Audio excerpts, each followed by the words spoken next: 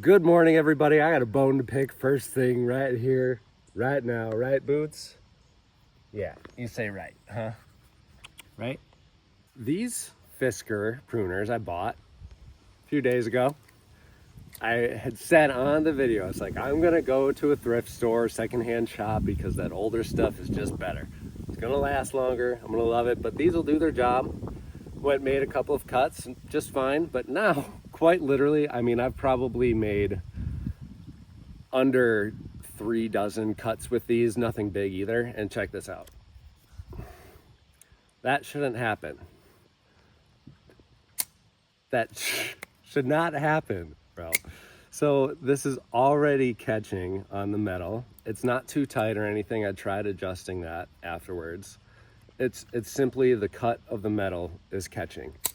Within that short amount of time, these Fiskers were screwed up. I'm outright disappointed. So now I got to take these back, find another pair that I like. I'll probably just buy a really cheap pair from the store, and like the Corona pairs or whatever. I'm gonna get one of those and then keep on searching for my old pair that I need, because like I said, they don't make them like they used to.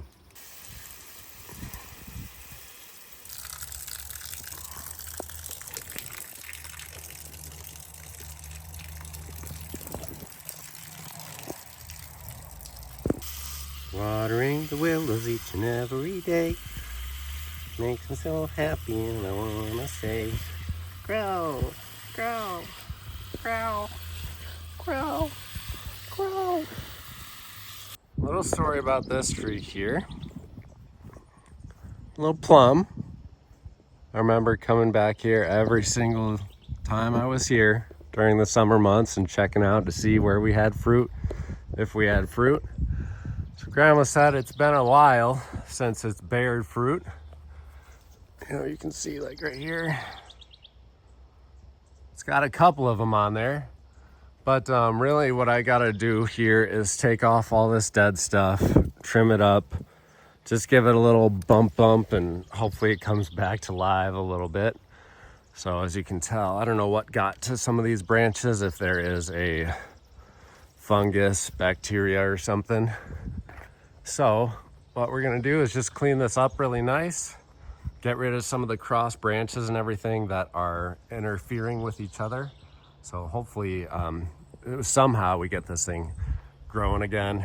Maybe next year we can get some fruit just by reinvigorating it. Then probably get some type of tree fertilizer for it as well, if we can do that. But otherwise, the structure of the tree is really nice, because see how it's got these tines growing across, you know, at less than a 45-degree angle or so. 45 degrees is good, but straight up is bad, unless in this case where it goes straight up and starts to curl around in the right spaces. So tree is growing very good, just needs a nice cleanup. So I'm gonna do that really quick, and we'll take a look at it after it's done.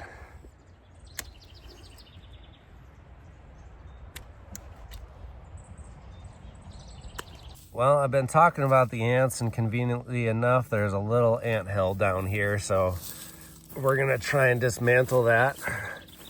Oh yeah, so here, I truly think that these ants are killing the trees, different areas here, because every time I see a big old ant hill under a tree, it's dying. So got to figure out how to get rid of these guys. All right, I think we're all set.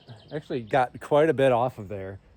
So what I've done with the tree is cut all entangled branches, all branches that were intersecting with each other that could cause damage in the first place.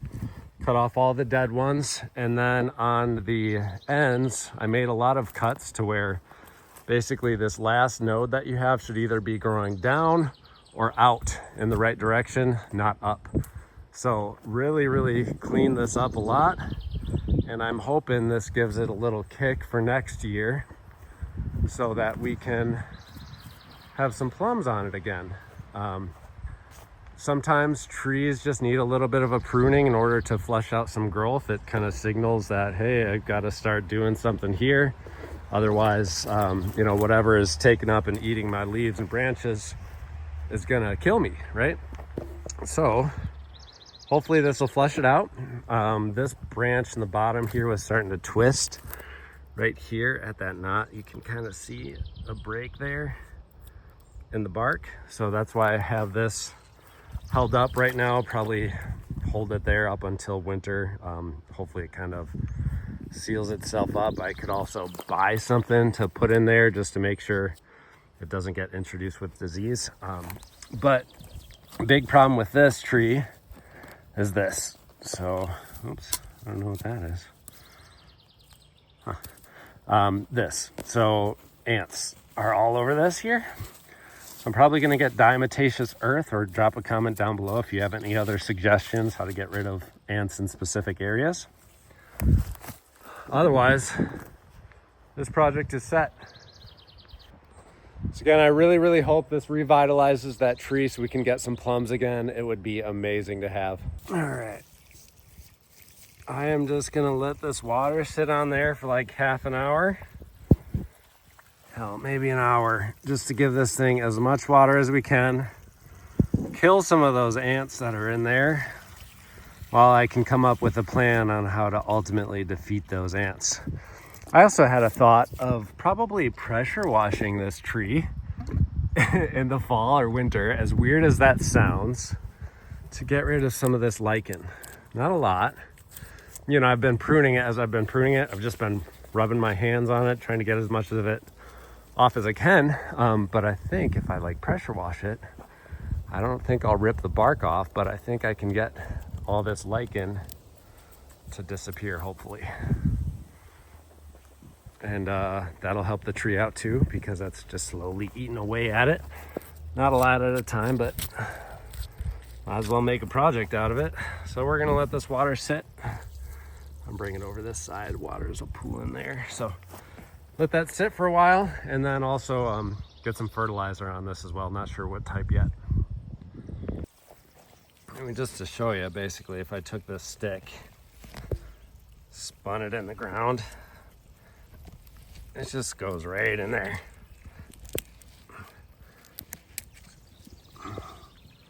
So yeah, this soil is just destroyed by those ants. And an even better idea, let's stick that down there. I'm hitting the root system right there. It's good.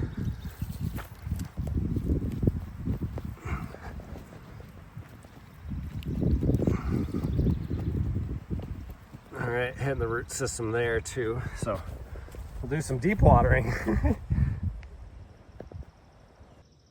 All right, then these sempervivum we got are gonna go right here.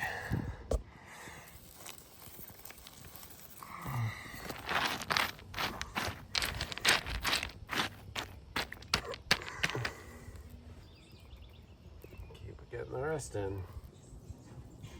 All right, so to get a final product just like this, there's a couple of different steps. Not only do you want to bury them, but afterwards what I did is pile up soil or sand. So I took, you know, maybe a cup and a half of sand each, put it around the outside and on the plant, and then you wash it down like that.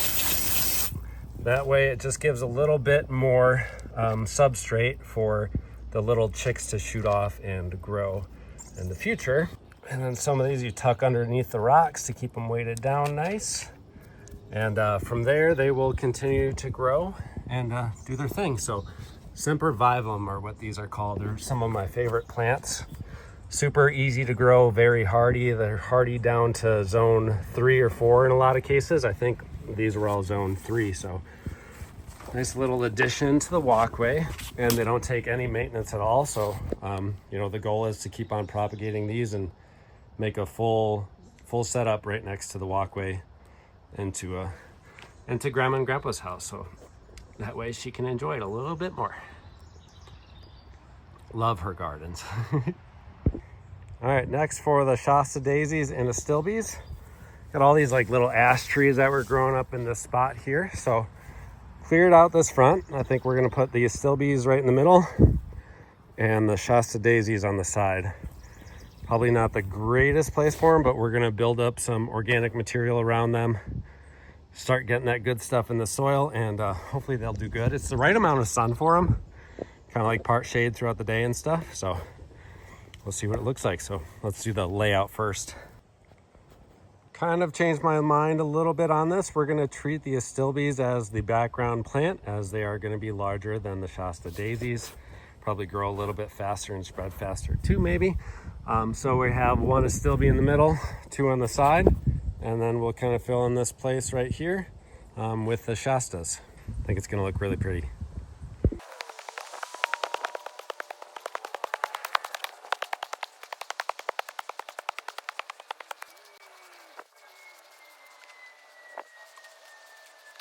So this stuff is all full of a bunch of roots, which is okay. Hopefully it break down. I'll have to start watering it, this area, to get this stuff to break down for the plants. But let's get the plants in. And although we're getting some rain after all, I am definitely gonna water these deep in here to make sure that all of the soil gets sit in around the root systems and stuff. But all in all, man, look at that. I think that's gonna end up being really cute right there. All I'll need to get from here on out is just a little bit of fertilizer and then some organic materials to put on here and compost and stuff. So I'm gonna water this for about 5 minutes and probably head inside because of the rain. Well, I can't wait to see these grow and expand and turn into a beautiful little flower bed in the front here. Okay, got that all wrapped up, everything put away. Now I'm gonna head over. We've got this little real estate sales shop and see if I can find anything there that I need, specifically gardening tools, and then like a little side table I need for some of my stuff downstairs, and that'll be it. I say that'll be it, like that'll be it, but I always find something else. I've always seen it passing by. I just moved in the area recently. Oh, you did? Never been used. Yeah, that's really good. Oh my gosh, this place is awesome. Love it. So see right here, they are open on Wednesday through Sunday, 10 to 4. And then she said Sunday hours are 10 to 2 usually. But we're right on the junction of, Y, Tannery, and 8 right here. Right by Ingham's Service. All right, so here's what we got.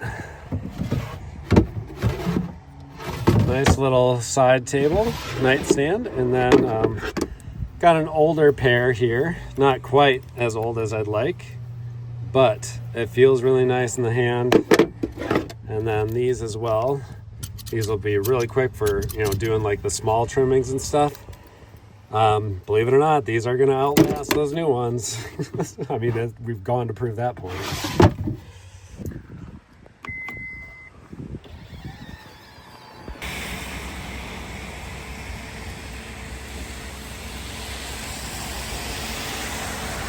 I figure I'll head over here, Aquatic Arts, the biggest fishing tackle place in town, and just browse a little bit, spend some time. So anything and everything you guys might need, all kinds of tackle, all kinds of fish, live bait, camping stuff, kayaking, boating, hiking probably as well. So kind of trying to be your one-stop shop here. Has not changed in years. I love it. See, I got big hands, and look at that fish. Look at that boogie, brother. That is a beast. Oh no way! There's the ruckus or whatever I saw at Triggs across the street. And we're back at Qualheim's because I was watching my video from yesterday and I saw that there was a whole tray that I didn't look at or didn't see and didn't pick up. So got all these beautiful little babies for $2 each. Can you believe it?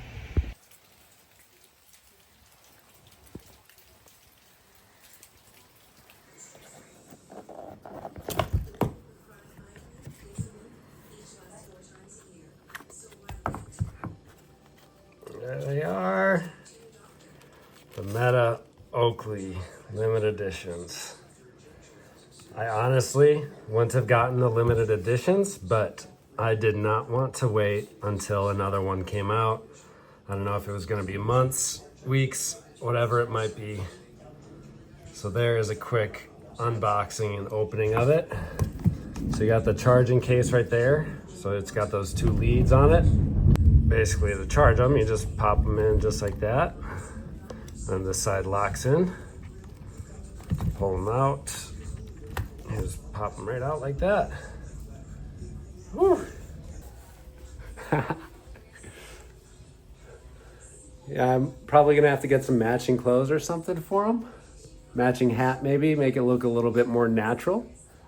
But can't wait to see how these things perform. All right, let's see what this looks like. Over in the dark. I'm recording my first video, see what it looks like. Oh, clothes. Things. Giving it a hand. There's Grandpa. And Boots. Hi, Boots. Can you say hi?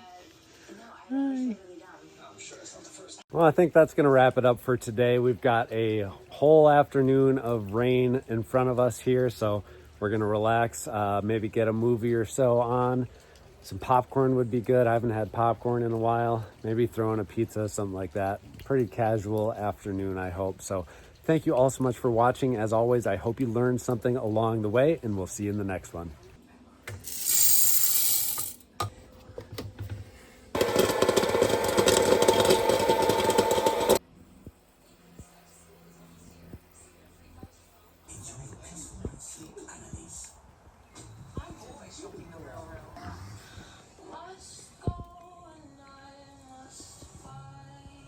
Oh, she's so happy today.